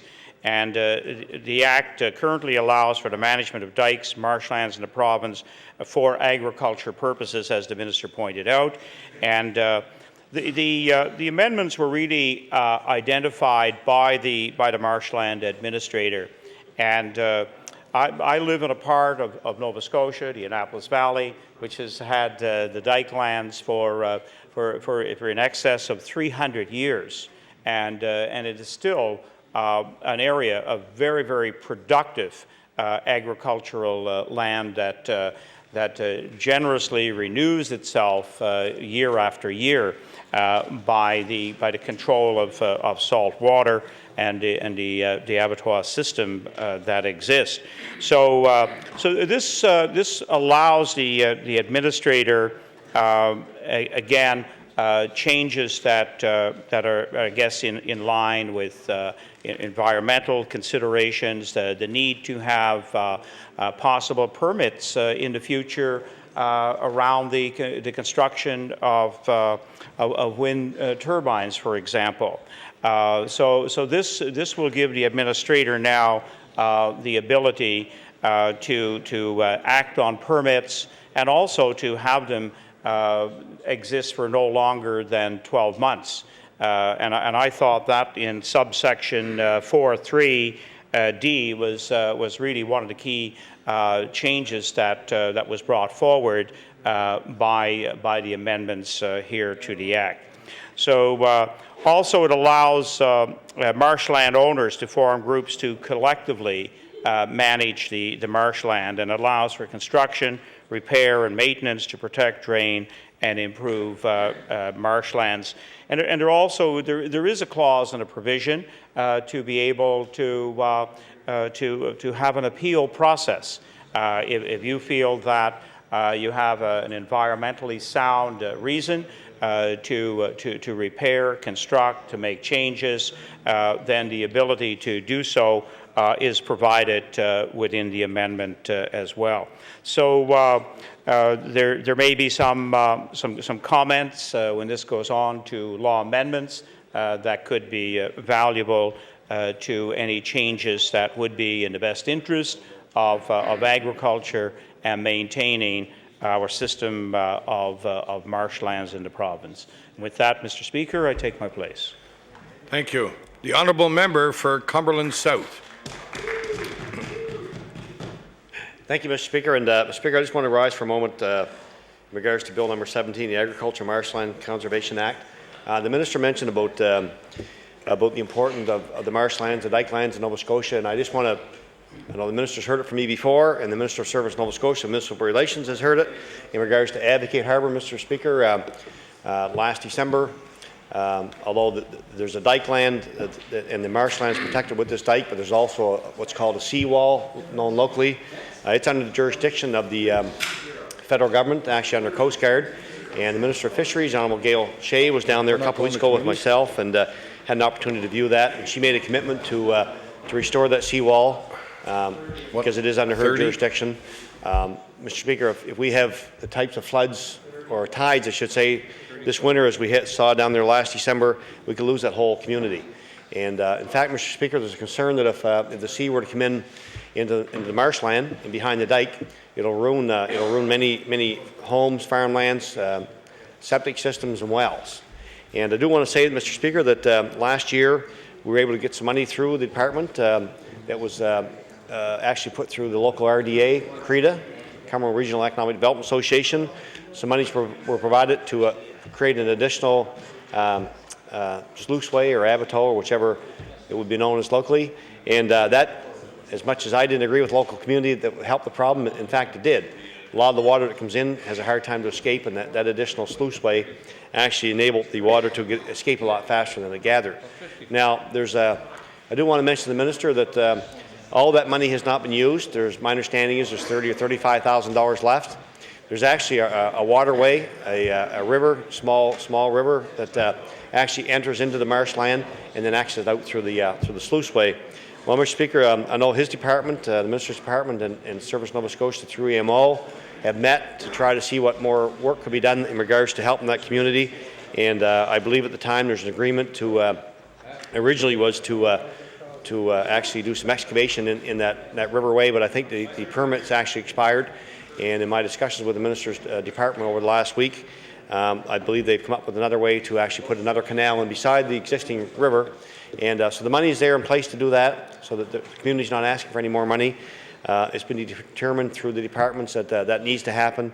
And I'm hoping that the Minister, along with his colleague, Minister responsible for EMO, and his staff will ensure that will happen very soon, because the community is very concerned as to what may happen to our community if we see the high tides this winter that we saw last winter. So, Mr. Speaker, there's been a lot of emphasis on Advocate Harbour. It's been well publicized across this country. It's a community under threat.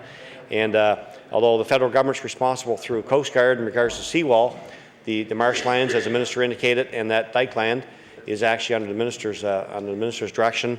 The monies are in place to help in regards to that additional canal. So I'm hoping the Minister will talk to his staff over the coming days to ensure that that will happen, so the community can sleep at night knowing that they won't be flooded out this winter. Speaker, I certainly want to thank the Minister for bringing forward what he said were mainly administrative amendments, but certainly this act means a lot to coastal communities, particularly in my area, Advocate Harbour. So, Mr. Speaker, those few comments. Thank you for the time, and I support moving this bill. Thank you. I will now recognize the Minister to close debate on the Bill 17 and move it to second reading. The Honourable Minister of Agriculture. Thank you, Mr. Speaker. I thank the members across the floor for their comments.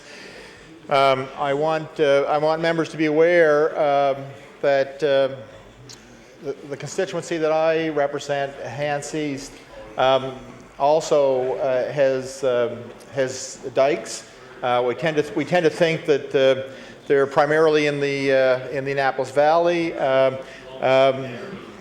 My constituency, a part of which borders the Cobequid Bay and Minas Basin, Mr. Speaker, and I want members to be aware that the highest tides in the world were measured at Burncoat Head in the constituency of Hants East, Mr. Speaker. So when people talk about the highest tides in the world, the Bay of Fundy, they should remember it's Burncoat Head is where they were measured, and the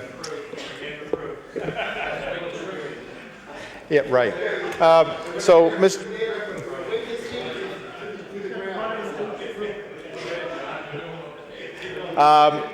Speaker, so there is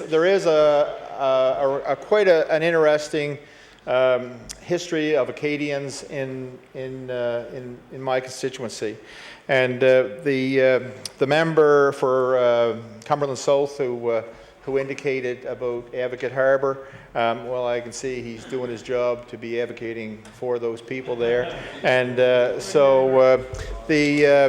will kind of look into that a little bit more to ensure that that work can get done, or as soon as possible that work can be done. And if the money's there, it would be a shame if we couldn't try to complete that.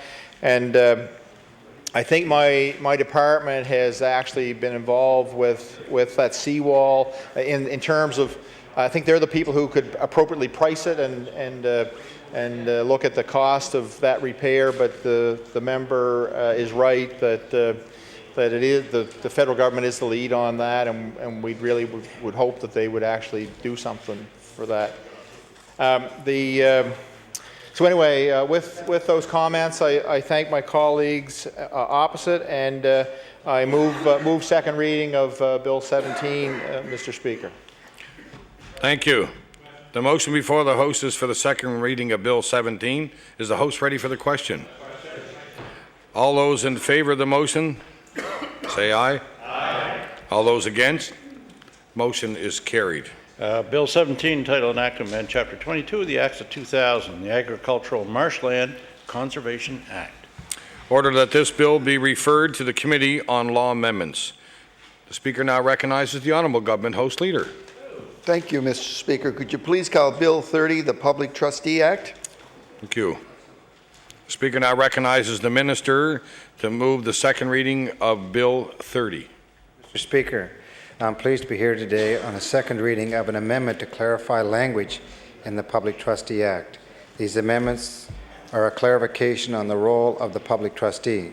The amendment is necessary in order to allow the public trustee to step in and make the best possible financial decisions on behalf of an incapable person who has a personal directive but does not have a power of attorney or a legal guardian. Mr. Speaker, those of us who have had loved ones reach a vulnerable state know how important it is to be prepared. The Departments of Justice and Health have been working with the Public Trustee's Office to prepare the proclamation of the Personal Directives Act passed in 2008.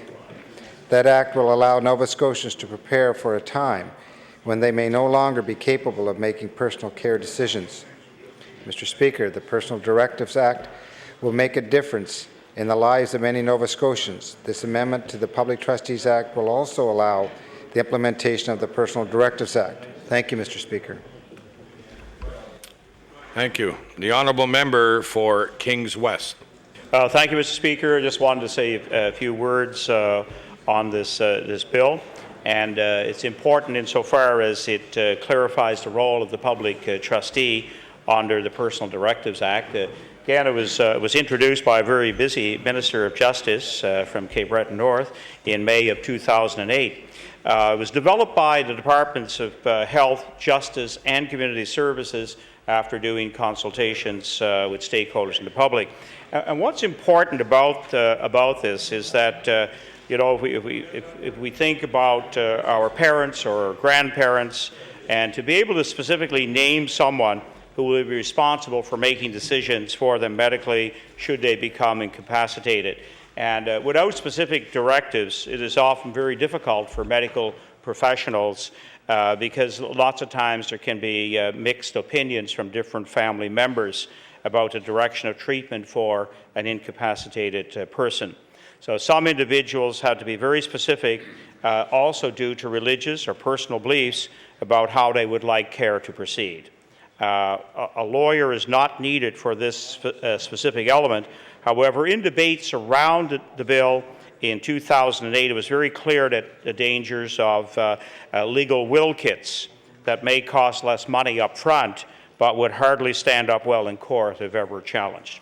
So in order for this to be successful, this shouldn't leave the impression that Nova Scotians do not need professional advice when taking care of their affairs and their estates and their wishes. The Act needs to be preceded by clear information packages and a public education program when forms made available on the Internet. And it needs to be user-friendly in order to be useful at all. So hopefully those comments will be valuable, and we look forward to hearing again, especially from the legal profession, as this goes to law amendments. Thank you, Mr. Speaker. Thank you. The Honourable Member for Cumberland South. Thank you, Mr. Speaker. Mr. Speaker, I rise to speak very briefly on Bill number 30, the Public Trustee Act. I want to thank the Minister for bringing it forward. I think we all agree in this House there couldn't be anything any worse, I think, in our lifetime, but to have someone faced with a family faced with making decisions that they're unsure of, that may be in conflict with other family members.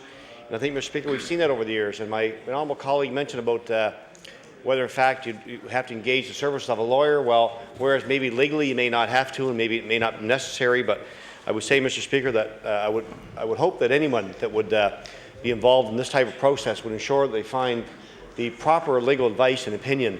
Because, Mr. Speaker, down the road, if they find out that maybe they didn't seek that proper opinion or advice, it probably will be too late. In fact, it would be too late, Mr. Speaker, after the fact. Mr. Speaker, I agree as well that an education component around this is very important, and I would hope that the minister and his staff would ensure that that the public will be educated in regards to this, so they understand both the legalities of this, but as well the importance of it. So, Mr. Speaker, I think that we will all agree that this is a very important piece of legislation being brought forward by the Minister of Justice, and look forward to it going to law amendments, because I'm sure it'll be a piece of legislation that we will hear from the legal community on, and I'm sure others as well. So, Mr. Speaker, we certainly support moving Bill number 30 to law amendments. Thank you.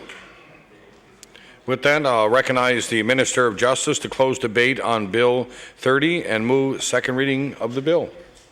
Thank you for the comments from my colleagues there. I move that the second reading of Bill 30.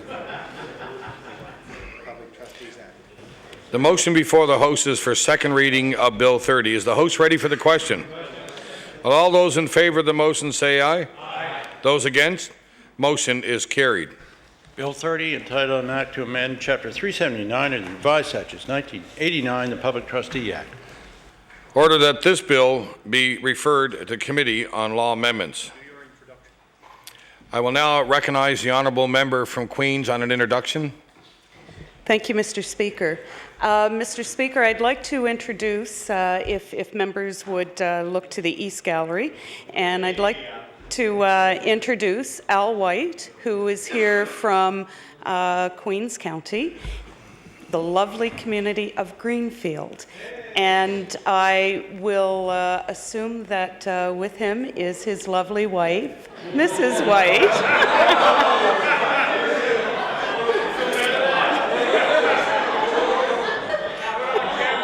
Am I safe? I guess I won't get out of that if I'm not correct.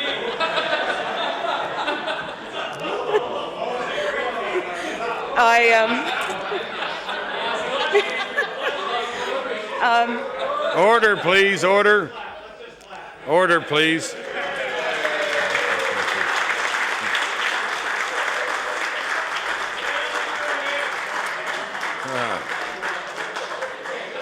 As we welcome all visitors to our gallery. And,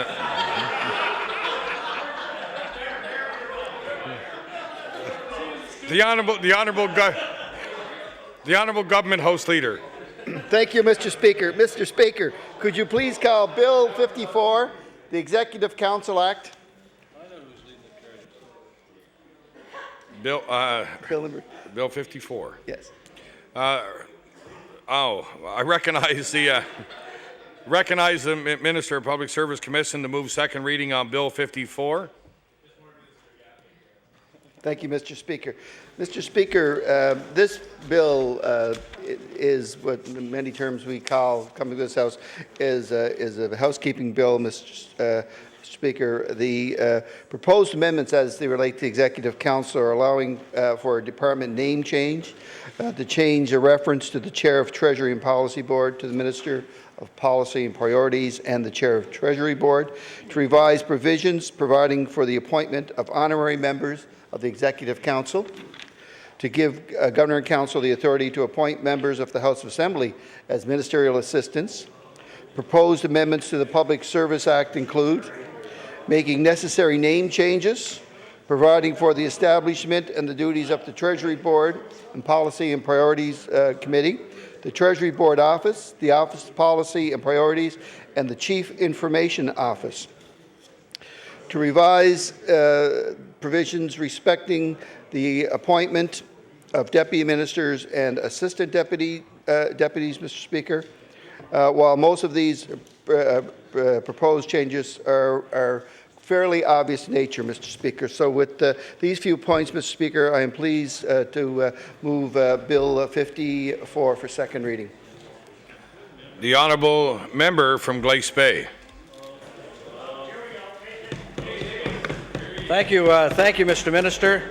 It wouldn't hurt that backbencher to pay attention to what I'm about to say. As a matter of fact, Mr. Speaker, what this bill does, the hidden detail in this bill, which the honourable member forgot to mention, is that it legitimizes what are now known as ministerial assistants in this government. And what happens here, these baby ministers, if I may say so, Mr. Speaker, these mini ministers that it has created, or these mini me's, as the danger here, and what my experience has been so far with the ministerial assistants, is that what we created, and I've actually had a couple of complaints from constituents of mine that they've tried to get in touch with various ministers, but instead they've been deflected to the ministerial assistants. And what's happened now? My fear here, Mr. Speaker, my fear here is that it would be much like Captain James Kirk on the Star Trek, who would say to Mr. Zulu, we're heading warp speed. Put up the deflective shield, Mr. Zulu. And that's what the Premier has done in this case. Put up a deflective shield. This deflective shield, the defensive shield that would keep the real issues away from the ministers of the day. Now, the danger here, the real danger in all of this, is that the real ministers, not the baby ministers, but the real ministers will never get to know the real issues of the day because they've been deflected